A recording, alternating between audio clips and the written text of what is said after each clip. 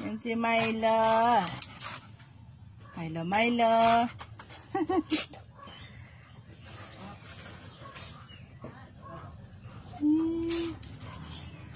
Gutom ka na.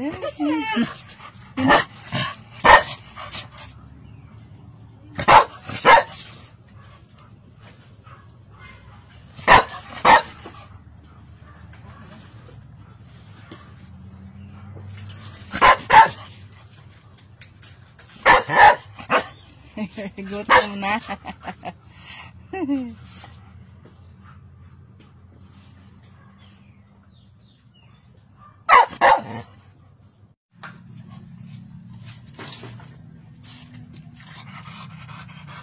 May. Anong usapan? Ayan na siya. Kumakain na ang bilis. Parang akala mo laging gutom. Ayan siya. Sarap kaya ng ulam niya.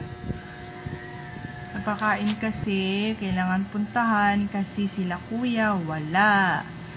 So, kailangan silang alagaan muna habang wala pa sila kuya. Thank you!